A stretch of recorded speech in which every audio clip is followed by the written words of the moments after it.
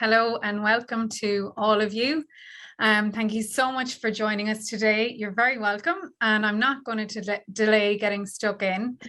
For those of you that don't know me, my name is Fiona Kelly and I'm the founder of the Executive PA Forum. And I just want to start by saying that we had the idea for hosting this masterclass today off the back of our recent questionnaire asking two pertinent questions.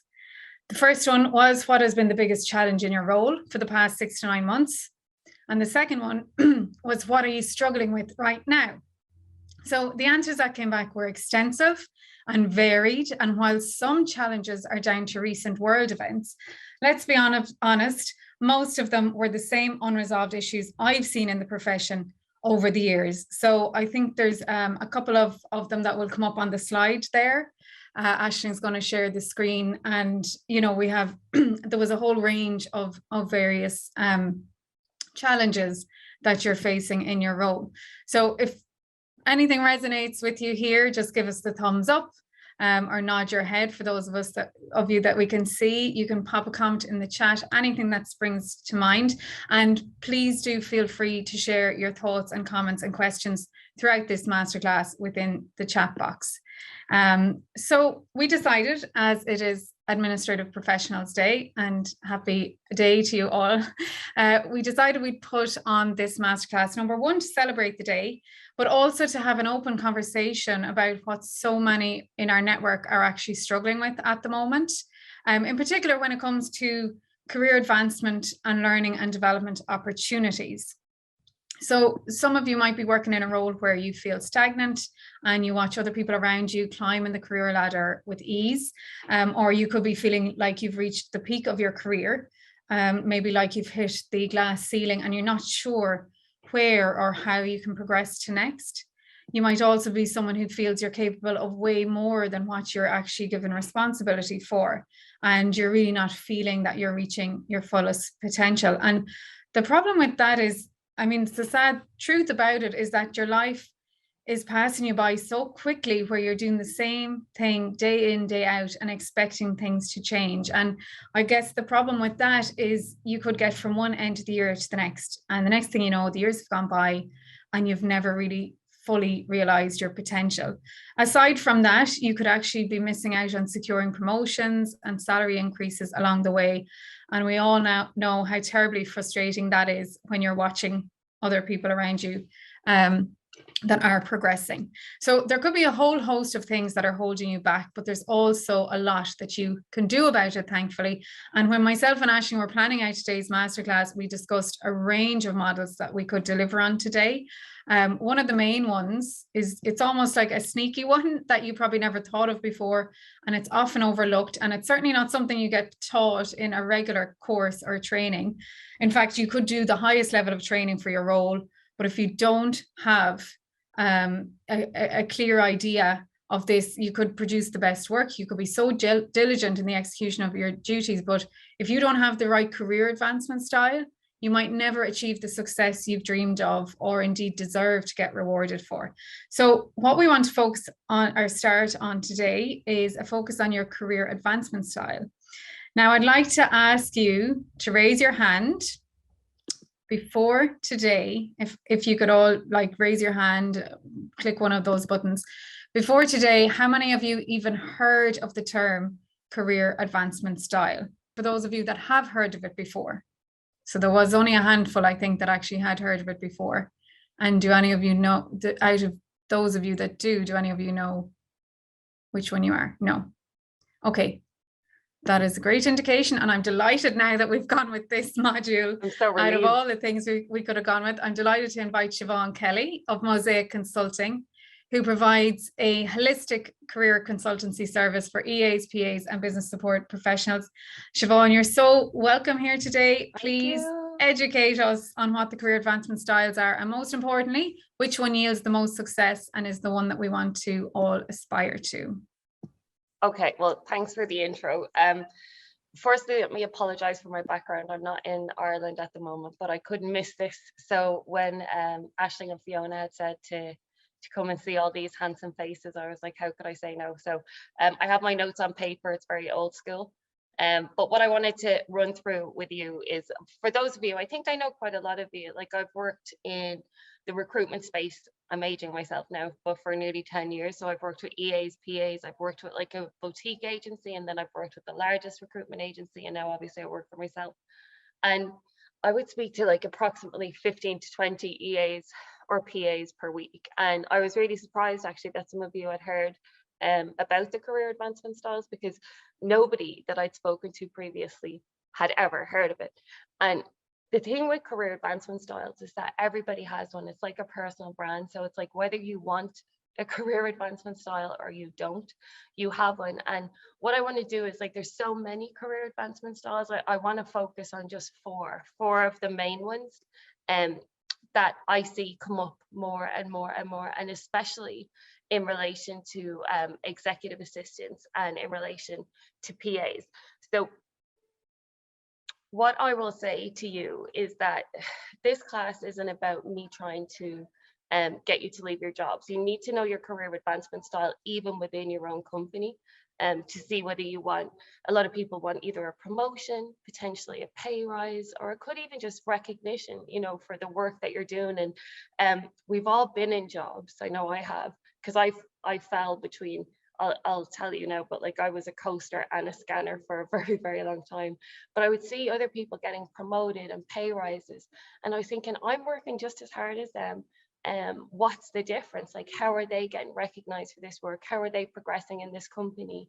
And I wasn't. And it was like, I wish I'd learned this on recruitment day, like day one. So whether, irrespective of what stage you are in your career, or whether you want, as I said, the promotion, the pay rise, a change in your function, this is really for everyone. So coasters, they do little to seek career advancement, okay? And before you, I suppose, jump to a conclusion, a coaster isn't somebody who just coasts along in their job.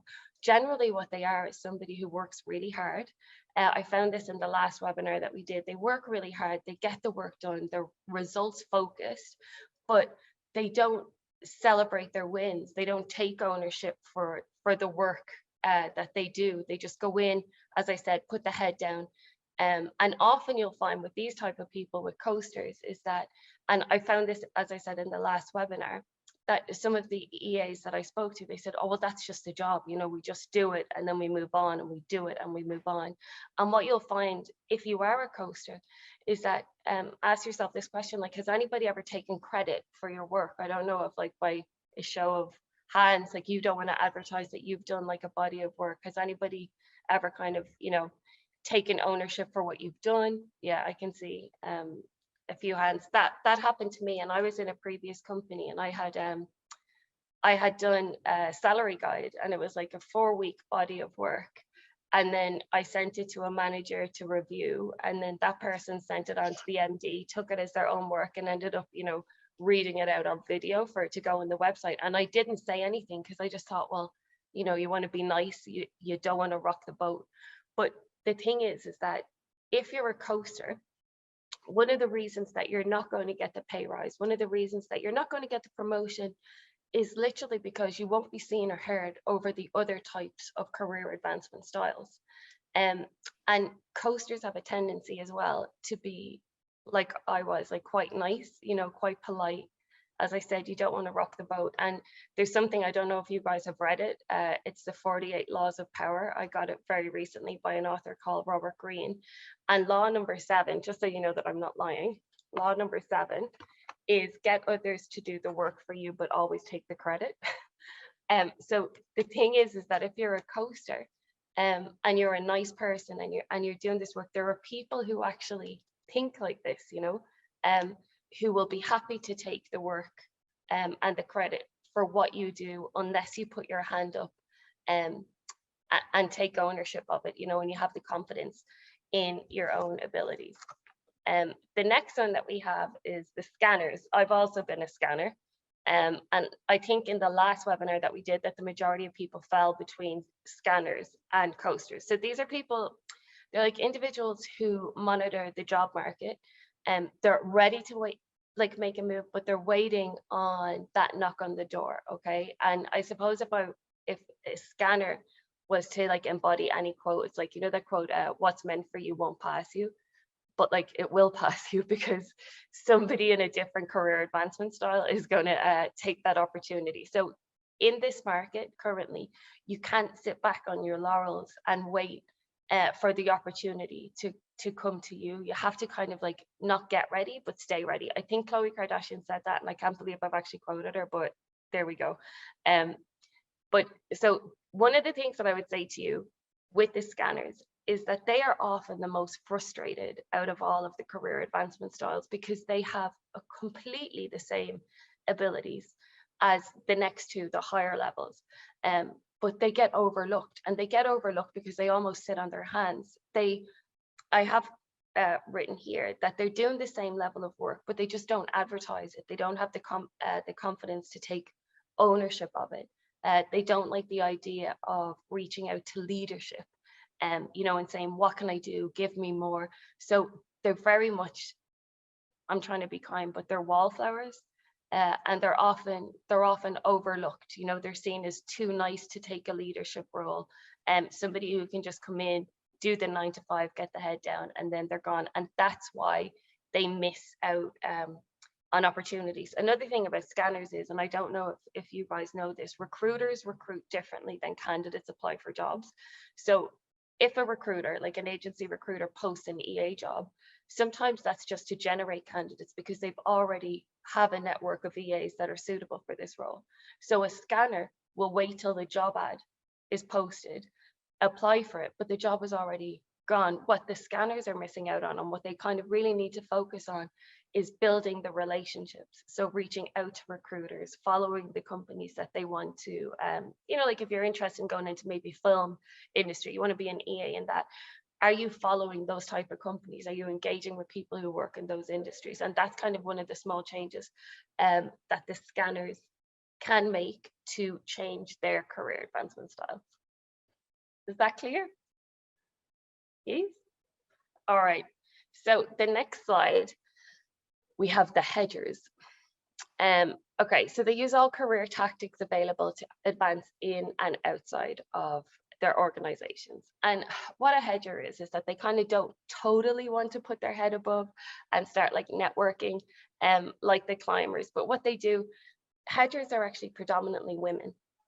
So they can put their hands up for projects. They can tell people what they've done. They can take ownership of the projects that they've done. They take ownership of their skill set. But what they don't do is that they don't go to events like networking events. They don't put themselves out there. Now, a lot of that has to do not necessarily with imposter syndrome, but the way sometimes companies are built, you know. And can I get a show of hands if anybody's ever worked like in a bit of a boys club where there's like, you know, rugby events, and that's where they go networking, yeah, or they go to golf outings. So a lot of women, as I said, predominantly hedgers, don't feel comfortable doing that. But what a hedger could do is you could set up your own internal networking. There's a lot of women. I had done it with my previous company. I set up like golf lessons for anybody who wanted to go, but it was to attract the women into it. And so they will be able to go to certain networking events.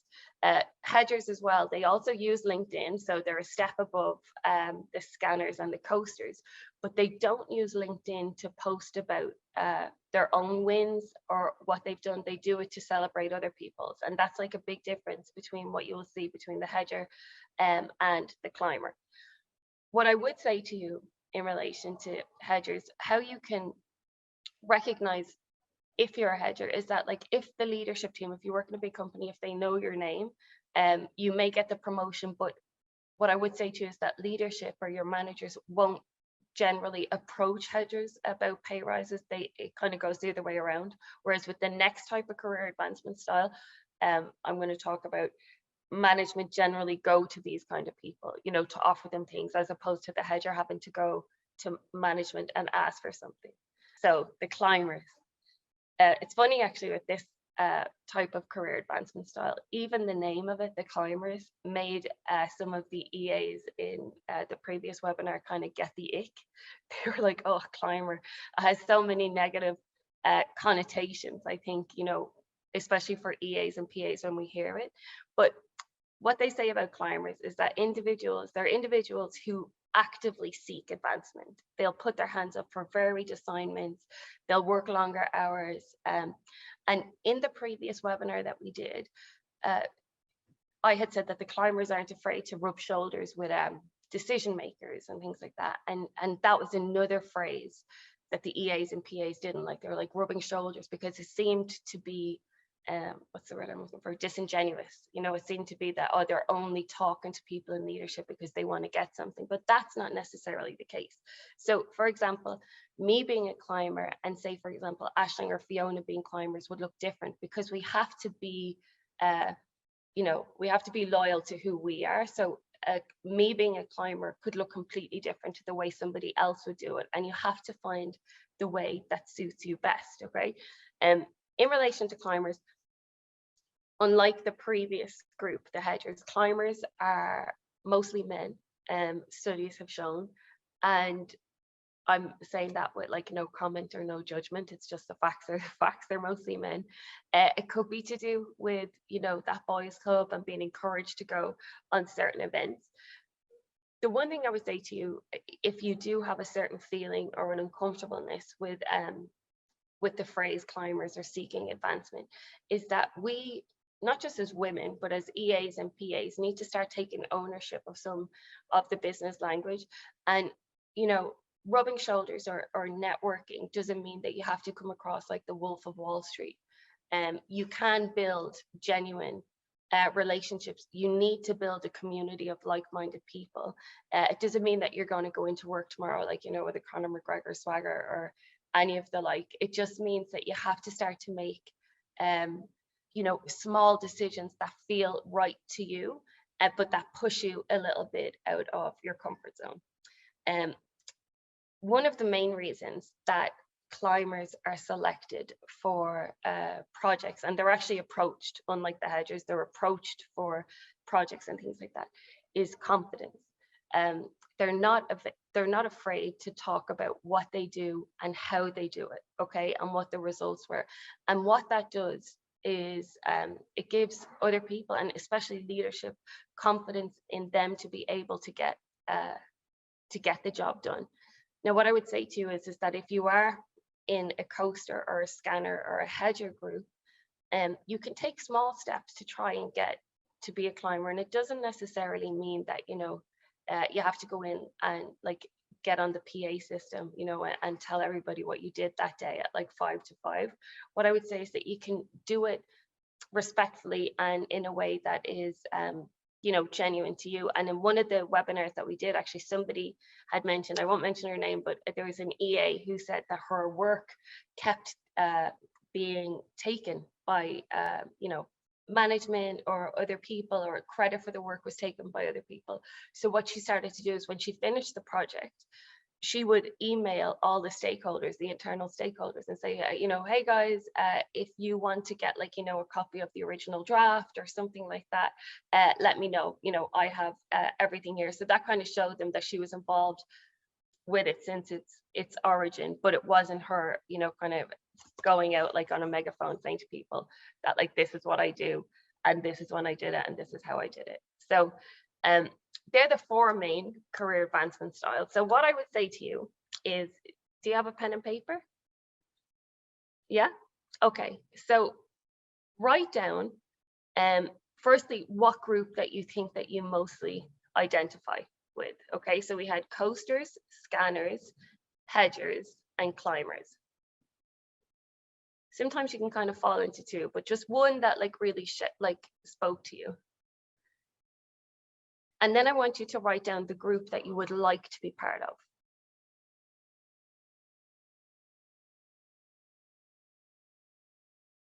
Just give me a thumbs up when you're done.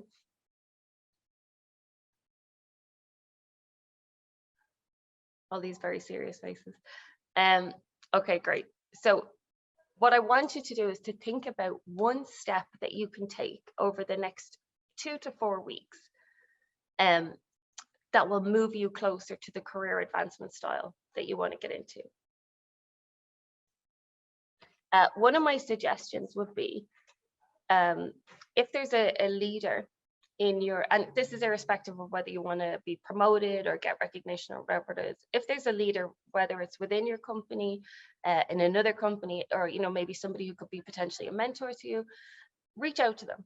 Okay. And if it's in your company, maybe it's somebody who like works, if you're interested in corporate social responsibility or strategy, reach out to them, say you're a big fan of the work that they've done or what they've achieved, and that you actually have some time that you could dedicate to supporting them in a project if they have anything coming up.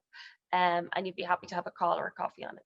Now, that can be somebody within your company. That could be maybe somebody who's doing a role that you would be interested in doing, just to put yourself out there. And, all it is it's really building a relationship with like-minded people, and for them to see you, and once they see you, then you'll be able to kind of show them the type of work you do and how you do it, and it will open one door, which will then open another door. It's very much like a domino effect. So what I'll finish with is, as I said, like 10 years in recruitment, it's a lot. Definitely aging myself, but I wish I'd known this at the start, that no matter where you want to go in your career, so whether it is the promotion, the pay rise, a different industry or a different function, there's loads of steps. Like even when you Google it, like what am I going to do to take the next step in my career? This is the first step. This is like 101, knowing how you approach your career, how you view yourself, how you celebrate your work. Because if you don't know that, it's like career mapping. Like you can't pick a destination and you can't decide where you want to go without first knowing where you are first, like where are you setting off from. And I think if you recognize your career advancement style, then what you can do is you can take steps to change it. Or if you're super happy with it, then you can say, okay, this is how I approach things, and do it with maybe like a higher or a more surgical sense of purpose and precision. And that's it. Thank you for listening to me. I appreciate it. I just said thank you so much, Siobhan. Really insightful, and the whole series that you put together within the career advancement series is just, there's so much valuable information there. I think, were we going to have a poll of each category, or? Yeah.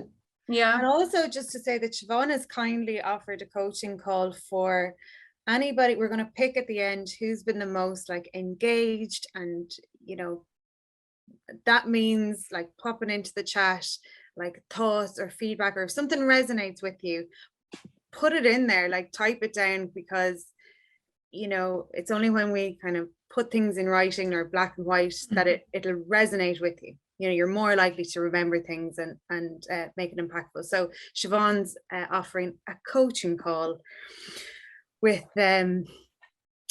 someone who's like super eager in the chat.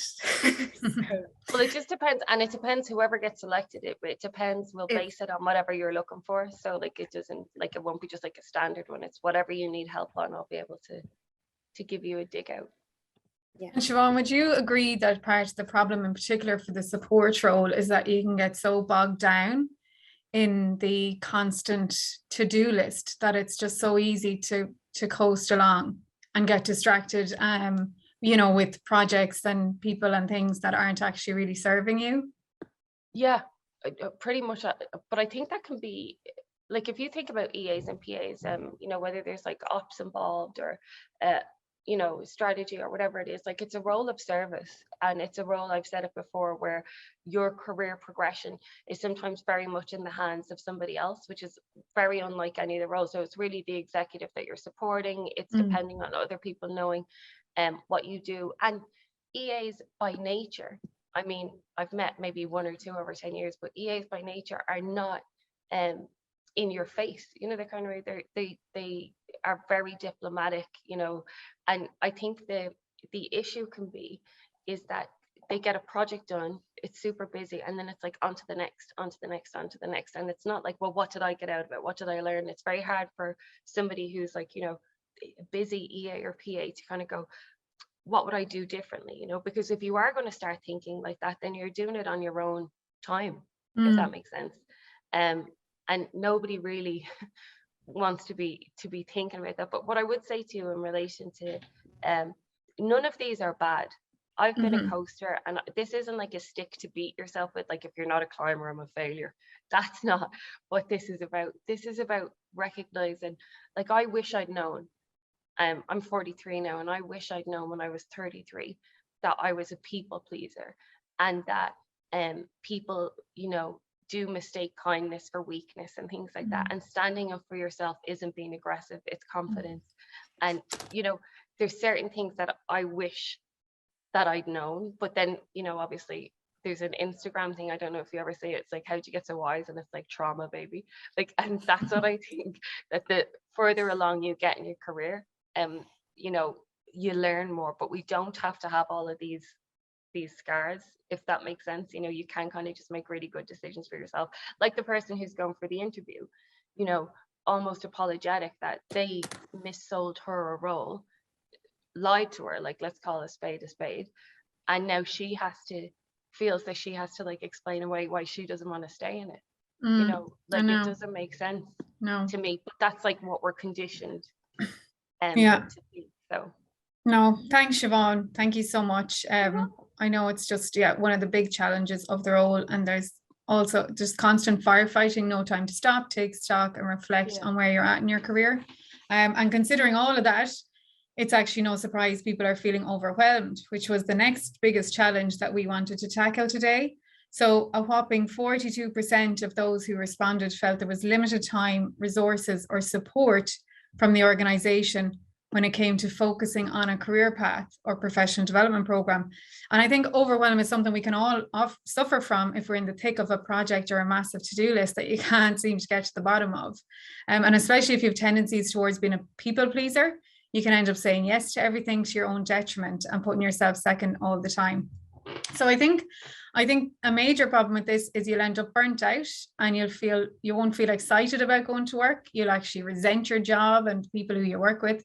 And we know many stories of EAs and PAs who've ended up on extended sick leave because of the pressure they're under. Now, of course, it's understandable that the very nature of the role is to support, but don't forget that in order for you to contribute and add the maximum value to the organization, you must fill your own cup. And time and again, we see the irony that there's a lack of support given to those in the business support role, which can trickle down from the top and filter across the organization. So because this is such a pressing issue for our network, we've invited Lisa Mitten to give us some solid advice on how to cope with overwhelm. So Lisa, hello and welcome. And I know you're going to share today's 3 actionable steps that every single person here can do right now to cope with overwhelm and get the support that they need. So over to you, Lisa. Thank you so much, Fiona. It's a pleasure to be here as always. So just to give a little bit about me for those of you who may not have met me before, I'm Lisa Mitten. I'm a vision and leadership mentor. And I work mainly with EAs, and I work around relationship building in the workplace.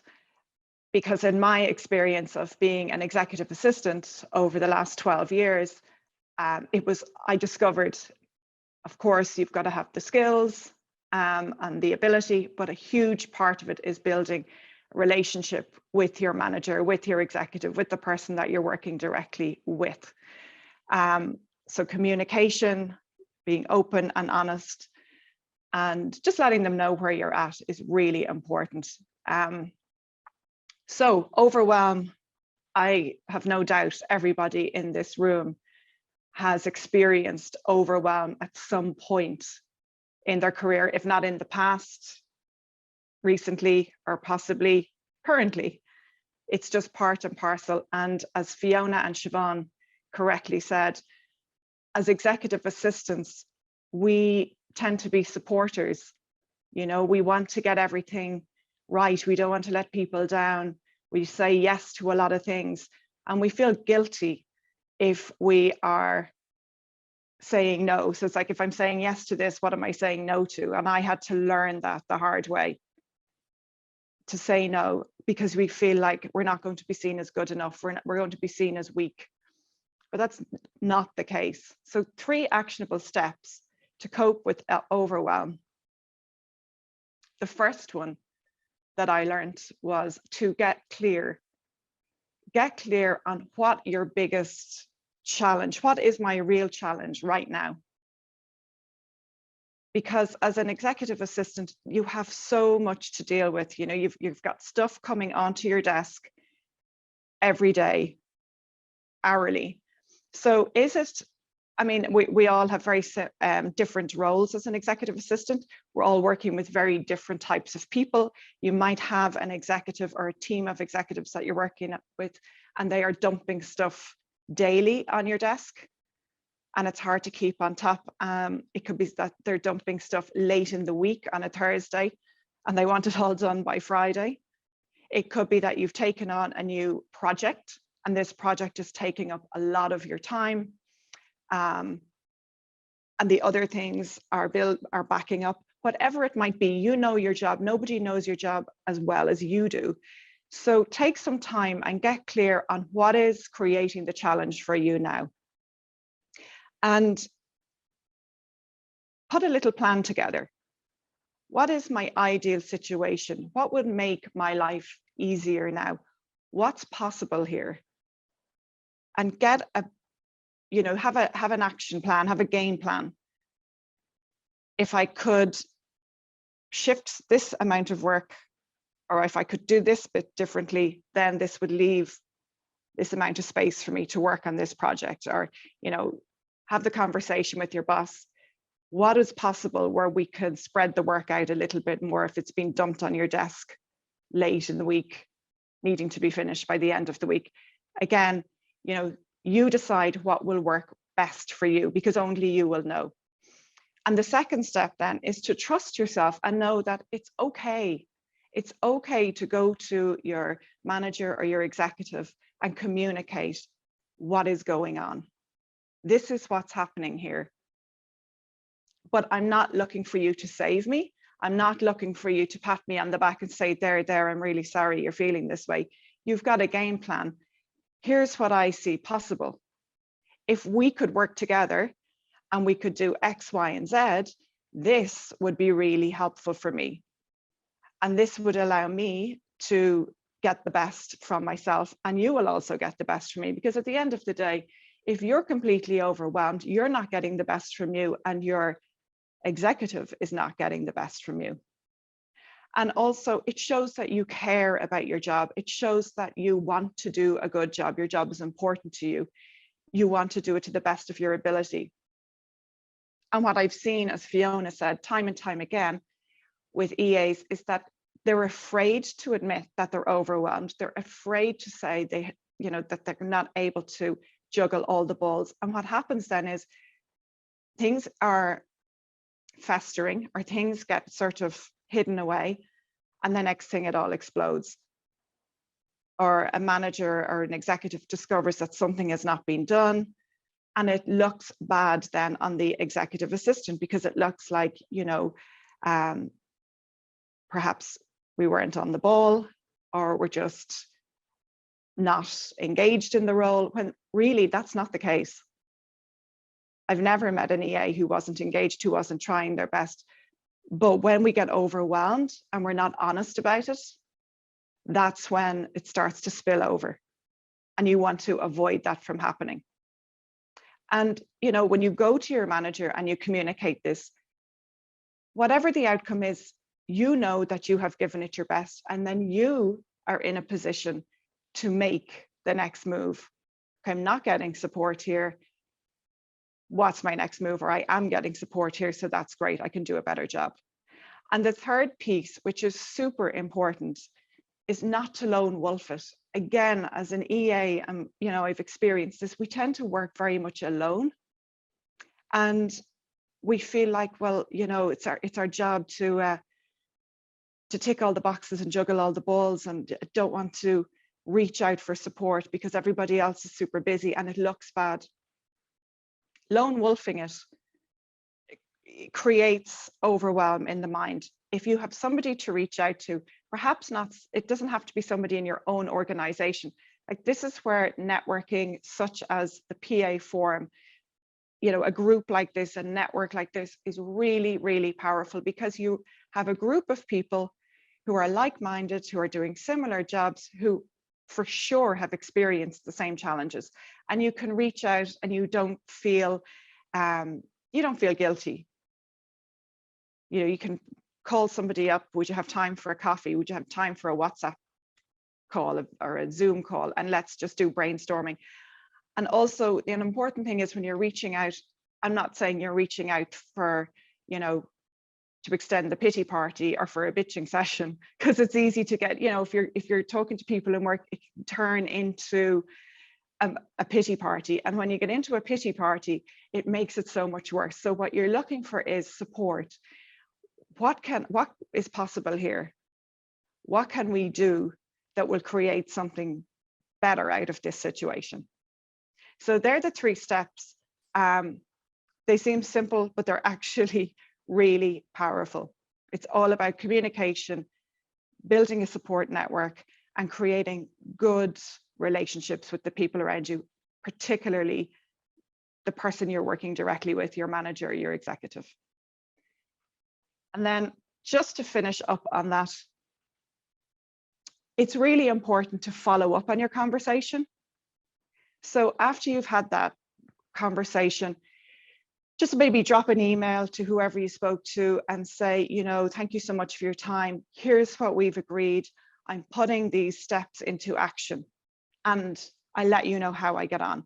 And come back to them then maybe 2 weeks later or a month later and give feedback. This is working really well. You know, this is what I've achieved. Or perhaps, well, we spoke about X, Y, and Z, but we've only put X and Y into place. Can we look at Z? What's happening there?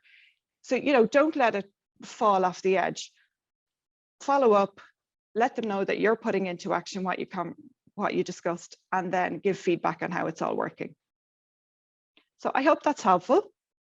Thank you so much for listening to me, and give it back to Fiona and Aisling. Thanks, Lisa. Well, yeah, I mean, not getting in front of the right people or working with the right people or saying no to enough things or being clear on your values or like holding back from actually looking for support. I mean, that's where it all really stems. I think it's really difficult for HR or management to say to you, like, here you go. These are the supports we have for you. This is what you can do. This, you know, this is what's available to you. So it's kind of like, it's that old, if you don't ask, you don't get. But, you know, I suppose it can be very frustrating, but I also think it's actually really exciting, because in some ways it means you can start to decide which way you want your career to go, and you'll have a unique opportunity to craft that out. But as you and I both know as well, you need to have the vision first, because if you're not absolutely crystal clear on the vision that you have for your dream career, you might never end up getting there. And the problem with that is you'll get pulled and dragged in every direction, and you'll be swayed by every decision that you make. You'll end up being more available to other people. You'll end up uncertain about certain opportunities that come your way, or worse, you'll actually take up opportunities and go for roles and projects that are not for you and not in line with your values. And that can cause all sorts of problems in itself. So, Lisa, looking at the bigger picture of getting clear on your vision and objectives, could you talk us through where you might start? Yeah, absolutely. And it comes back to what Siobhan was saying. You know, it's very hard to make a plan when you have no idea where you're going. You know, you don't. So a great place to start is, so like what you said, Siobhan, have an idea of where you sit. If you're the coaster or if you're the climber or whatever, that'll give you an idea of where you get to go next. But I would also say, I suppose this is like a little exercise I'll give everybody that's here to look at. If you get your pen and paper out, and you could do this over some time, but to write down these pointers, pretend you're starting on a blank sheet. So in front of us, we have a blank slide. And that's not an error. It's done on purpose. So we've a blank sheet of paper. Pretend you're starting again. As Siobhan said, you know, if we knew back then what we know now. So get clear on your values as an EA. What are my values? Who what type of person, like who would I ideally like to work with? Because there's all different personality types, and we all have the type of person that we know we can work well with. So get clear on that. Why do I want to work with this type of person? What is it about them? So again, if their values are in line with your values. What kind of organization do I want to work in? You know, as Siobhan said earlier, maybe you want to work in the film industry. Maybe you want to work in the fashion industry. Maybe you want to work in tech, a startup. Maybe you want to work in a huge organization. Perhaps you want to work in a small organization. You know, what would you be doing? Who would you be surrounding yourself with? Is it fast-paced? Is it slower paced? What are are you happy to go into an organization and kind of stay in that role for a number of years, or do you want to go in somewhere where you can move up the ladder? You know, if you go into a bigger organization, you might start off supporting directors and then you work your way up to C-suite level. And what are the key aspects to an EA role that you really enjoy doing? Because again, there are so many aspects to the role. So, you know, think about it. What areas can you get to work in? What would rather than, okay, we're all doing diary management and planning travel and that kind of thing, but there are so many other things that you can do in an EA role. And to give an example, I worked with the managing partner in one of the big four a number of years ago. And a lot of my role was managing his diary, booking his flights, doing his expenses. And I thought, I have, 10 years experience here. What? There has to be more to this. So I built up a relationship with him, and I love organizing events and I love leading teams.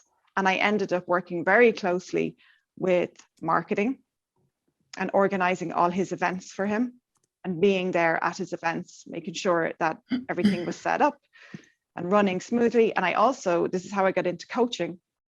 I also ended up coaching executive assistants within the organization who were, wanted to meet their targets in order to get their annual bonuses when their reviews were coming up. This was an area that really interested me, and I managed to create a role like that for myself. So there are lots of different aspects that you could get into. So have a think about that. And as I said, it takes time. So spend some time over this and be honest with yourself, and look at also, is salary, bonuses, shares, stock options, depending on the type of organization you're going into. So there's lots of things to consider. And of course, I know that we don't always get to work with the perfect person. There's always going to be something, but we can manage it. We can make it work. We can look at, how do we make this work best for me? Okay, may not be working with the dream person, but we can style flex and we can shift our perspective and allow it to work best for us. So that's all about, again, building relationship. So I hope that's helpful. Thanks, Fiona. No, really, really helpful, Lisa. Thank you so much. And I think we cannot underestimate the power of getting crystal clear on what it is that you want. And not only that, but also having a coach and mentor like yourself to help along the way. Because of course, if you could get help along the way, you'll stay on track, you'll stay motivated, and you'll be more likely to follow through on bringing your vision into reality, right? Oh, what I should have said there is, again, networking with the right people will open up options for you, because you'll learn what different types of roles are out there and what's available. And, it opens up more opportunities the more networking you do. That's it. Well, I know we're coming up close to 1:30, and we do have actually got time on this call to 2:00.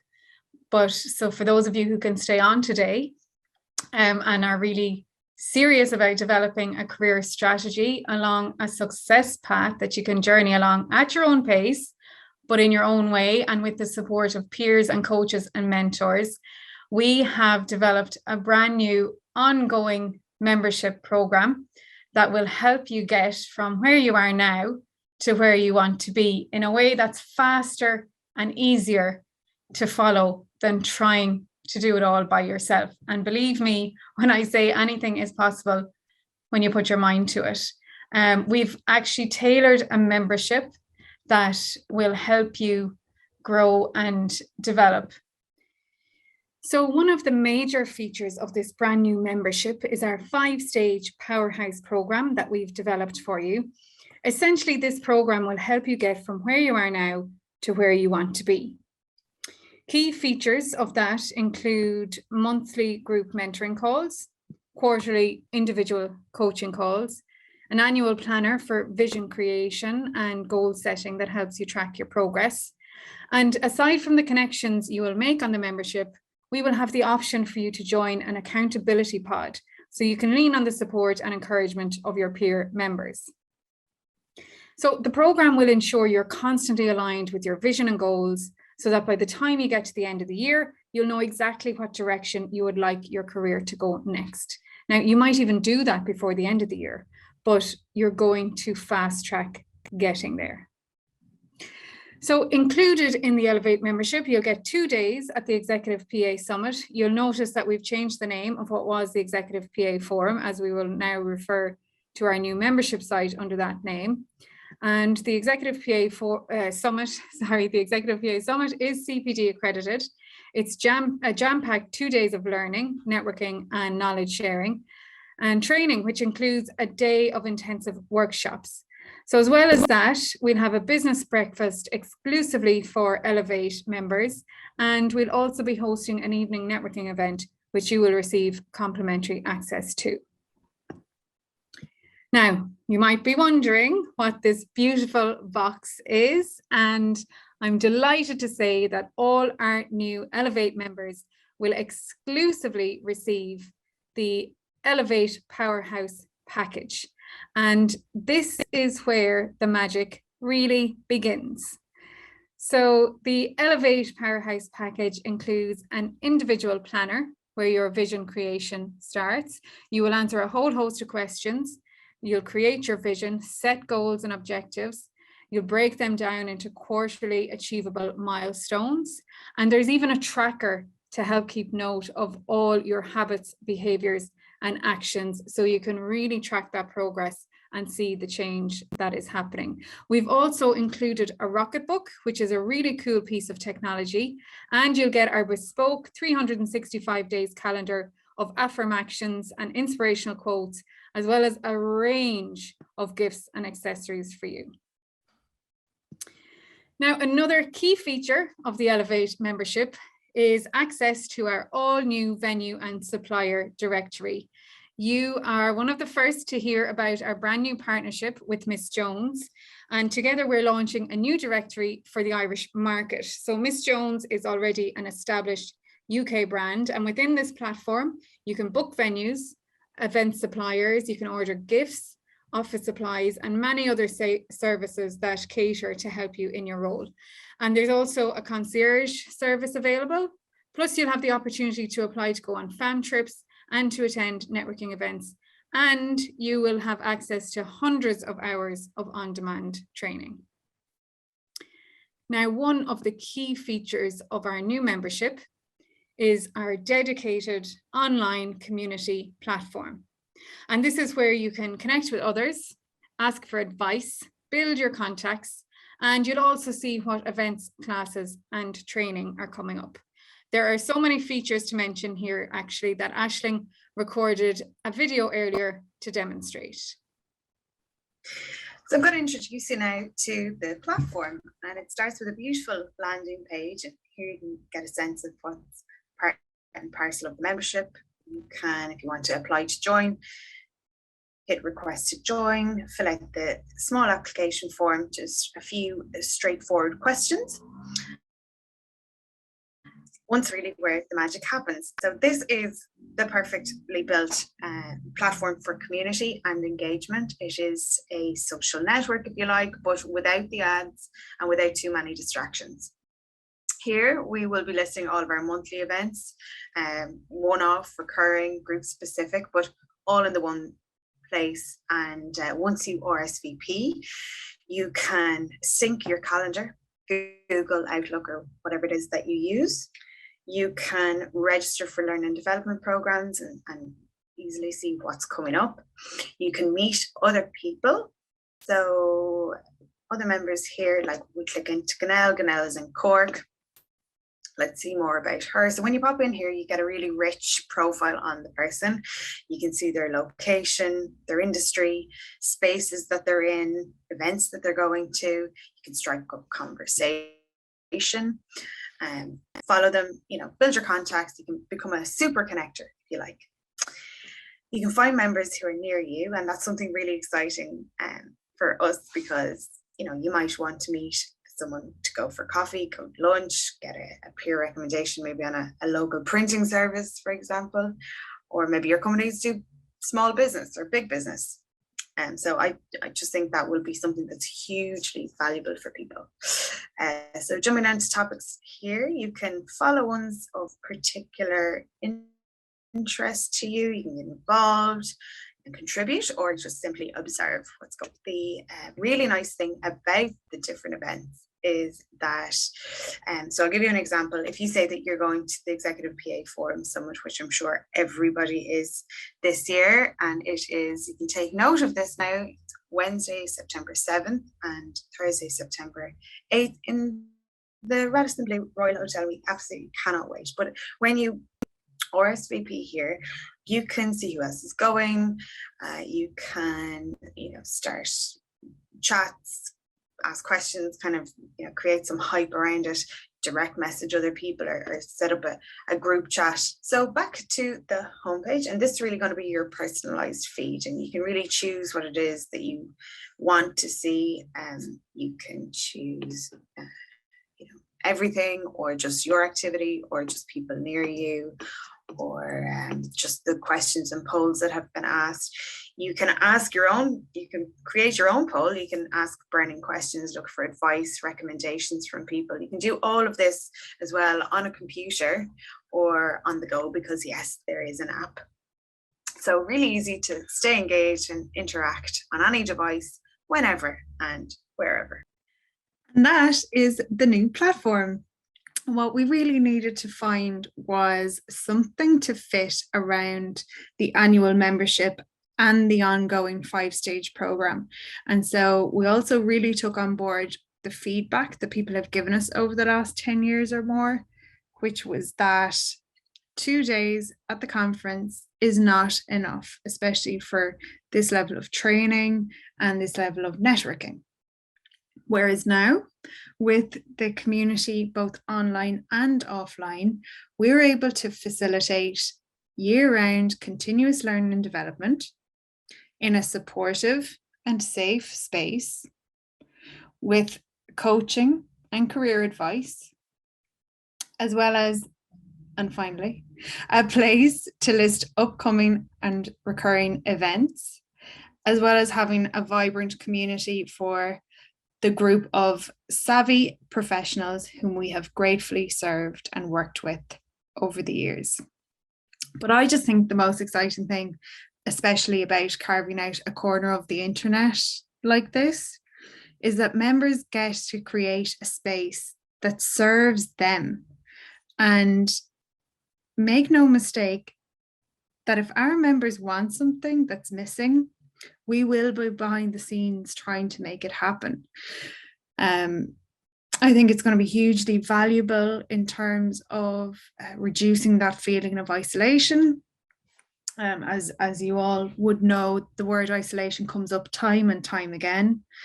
The ability now to be part of something bigger than ourselves, and the strengthening of skills and mastery and reinforcing good habits that we all could use on a daily, weekly, monthly basis.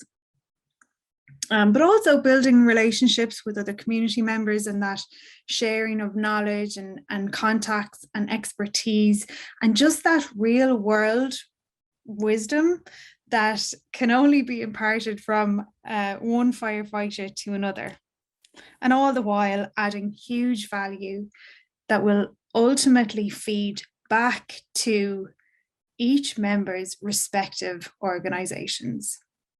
So to recap on what you will receive as an Elevate member, you'll get access to the 5-stage Powerhouse program. You'll get registration for the Executive PA Summit with CPD accreditation. You'll have your Elevate members only business breakfast at the Executive PA Summit. You get your VIP pass for 2 days at the summit. You'll also get your Powerhouse package and premium access to venue and supplier directory via our new partnership with Miss Jones. You also get access to the Elevate members private group on our community forum. Plus, you'll get monthly group mentoring with vision and leadership mentor Lisa Mitten. You'll have quarterly individual one-to-one coaching. You'll have 3 online events per month, including career coaching from Siobhan Kelly. And you'll get meditations live and on demand. You'll learn about training, in-person events first, and you'll have a whole range of other benefits and perks throughout the year. So the total value of all of that is €3,499. And we are also going to include some special bonuses for our founder members. Siobhan's Career Advancement Series, which includes a class on the career advancement style, just like you heard today, but it also includes a module on career mapping and qualifying questions to use at performance reviews or when you're going for a new role. You'll have another module on personal branding and also on the language of luxury, which is all about the impactful words that you should be using on your CV or LinkedIn profile to make people sit up and take notice. You'll also have an access to a range of previously recorded sessions from 3 years of the Executive PA Forum. And if you look at the total value of what you are getting, it adds up to $5,697. But for today, we would like to offer you a special introductory founder's fee of $2,499. And a key point to note is that when you sign up at this special rate as a founder member, you will always pay that price when you renew your membership. This is a key point to remember for today because the membership price most likely will increase as our membership base grows. We feel that $2,499 is great value. And the main reason that we've reduced the price of all the elements of the membership is because we really want to build and create something great, as this is a brand new membership. We want our members to shape it as we progress. So essentially, you will be contributing to the development of the membership program. So what we have so far is really comprehensive and it's really exciting for us. And I can't wait until I see people going through the program and coming out of it this time next year, showing us what they actually achieved. So to help you get sign off on this membership, we have devised the investment in professional development proposal for anyone who needs it. Some of you might be thinking, how would I ever get sign off for this? And you might be a bit reluctant to go and look for approval first, but we do have a letter that can help you with that. And we have it in a Word doc, so it's easy to edit if you need to speak to your manager or HR in their language and in a way that you know how to best communicate to them. So if I could bring back Lisa and Siobhan, if you're still there. I'm not sure if Siobhan had to pop off. No, I'm still here. Hi. Great. We're very excited to work with you two on a more regular ongoing basis, because one of the main reasons that we have put this membership together is a lot of the feedback we've gotten over the years is that the 2 days of the conference or, the odd workshop here and there is just not enough, so that there is a more ongoing continuous professional development path. And, it's just very exciting for us all to be working on this together and announcing it and launching it today. Would you have any advice for somebody who may be reluctant about going and looking for sign off to sign up to this membership? Should I start, Lisa? Yeah, go for it, Siobhan. Yeah. So actually, I spoke to Fiona and Aisling yesterday, and they said that I should write a book on all the phrases that my grandmother would say to me, because I'm always quoting her. But her phrase was, "A closed mouth won't get fed." And what I would say to you is that companies will see you. It's like what we said today about the career advancement styles. If you don't back yourself, they won't back you. And it's all about how you present it to them. There's a lot of other, I know when I worked in my previous company, that they used to give training bonuses or education grants to different people, you know, within the company. If you were there past your 6 months probation, they pay for it. And then if you stay for an additional 18 months or 24 months, you don't have to pay anything back. So there's lots of different ways to approach it. Really does depend on the size of the company. But it's not just an investment in yourself. It is getting the best out of you, so the company gets the best out of you. So really what they're getting is the best version of you. So to be fair, that for you to have the support of a community, even if you're the only EA in the business, it's literally a game changer. So I would say to try and make sure that your first reaction is, oh, I don't want to ask them because this is this, that it's not your inner critic saying, I don't deserve it, I don't do this, I don't do that, because you genuinely do. And it will make, I've learned it since I lost my job and had to set up my own business, that your community and your people, your squad, whatever it is, doesn't have to be people within the company that you work for. It can be a community that you build for yourself. And this is like one way to do it. So I would say definitely reach out to, I suppose, to any of them, or me included, if you need a bit of advice on how to approach it. I can help you negotiate. Thanks, Siobhan. You're Lisa, welcome. yeah, anything to add? Yeah, exactly what Siobhan said. You know, stand for yourself. You are just as worthy in the organization as anybody else. You're there for a reason. You want to do a good job. You deserve to be able to advance. And as Siobhan said, you know, it's not just for yourself. You're doing this so you get the best from you, and therefore you give the best. You want to do the best possible job in your organization. So trust yourself, stand for yourself, see your value, know your value, and use your voice. And when you're going, you know, if you're telling yourself, oh, they're going to say no, switch the conversation, live in what's possible. Like, live in the possibilities, have your ducks in a row, know exactly like the approach that you should take with your manager or your executive, and sell it to them. And like that, if you want any support or you need any support, I'm also here as well.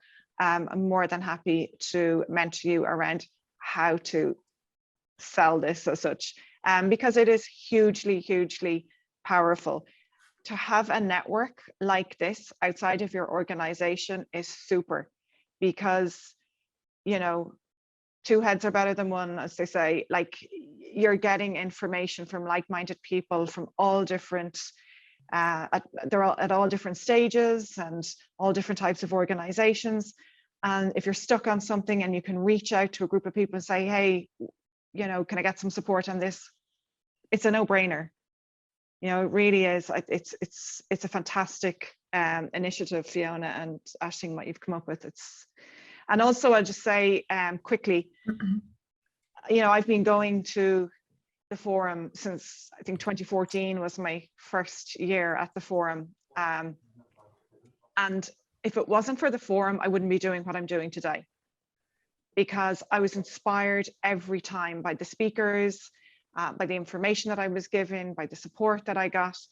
And every year there was a different speaker that inspired me to move forward and to do something different. And that's what really inspired me to start leading teams and coaching people. And like that, a bit like you, Siobhan, I found myself with losing my job in COVID, and I went out on my own.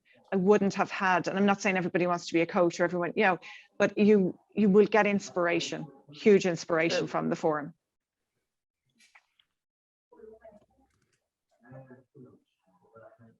Thank you, Lisa. Thank you so much. And Lisa, I remember you talking last year about at the forum about having emotional attachment to an outcome of something in particular that could be really helpful in terms of, you know, just thinking, I'm going to just go for this. I'm going to actually just go for this, and whatever outcome it is, and, you know, is what's meant for me, you know, and the thing is, like, you could go in and think, oh God, is it going to be a no? And even if it is, it doesn't matter. You kind of go, okay, well, maybe I'm not ready for it now. Maybe that was meant to happen. If you really want to do it, like, you will find a way. And if you think you are ready for it and you really want to, do you know what I mean? I think that's the way to look at it, is not like this is a be all and end all.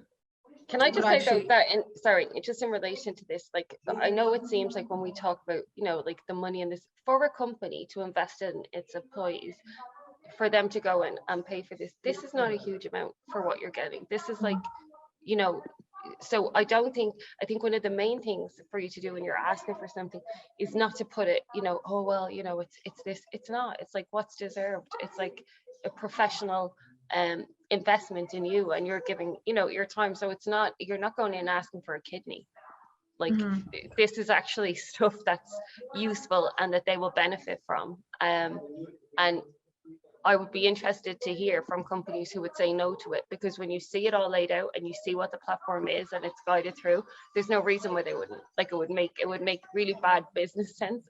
If they said no, I would start looking at potentially, you know, maybe getting another job, because if they don't want to invest in you, it makes no sense. But I would say most reasonable employers would see this as the benefit it is. So go in as though you're giving them a gift, would be my advice.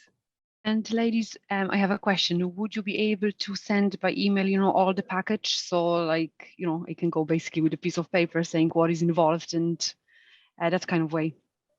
yes, I've actually just, because I was going to share a link there, but I've actually just uploaded in the chat the information.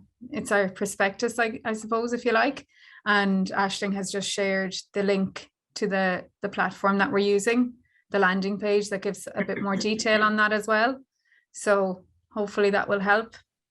And we'll follow up, and we'll follow up an email with everyone who was on the call, and we'll include these as well as the investment in professional development proposal. I mean, we'd love to say, like, go in now today, just go and ask them, and, you know, because we will only have this available for a limited time. We're going to be, like, we were hosting this masterclass anyway, and we just decided to launch it today because it was Administrative Professionals Day. So we're going to be sending a lot of communications to the wider database about it over the coming weeks, and we will have limited capacity as well with the nature of the program.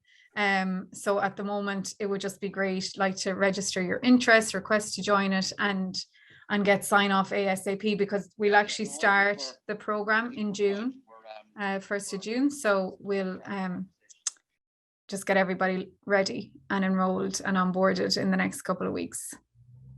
So find out off your HR team if there's a thing where they pay for educational courses, you know, so where it might be, you might get €3,000 per year towards, you know, something to do with your job, you know, upskilling. And if they do that, then what we can do, or Fiona or Aisling can do, can help you with the document, you know. So then you'll say to your CEO or your manager or whoever it would be, look, I have an opportunity. It's to, you know, to do with professional upskilling. It's a community, blah, blah, blah. I get accredited. I have all the information. Who do I need to sit down and speak to in relation to this? And then when you find out who the person will be to sign off, you go directly with the document, a copy for them and a copy for you. And it'll be like, this is how I do it.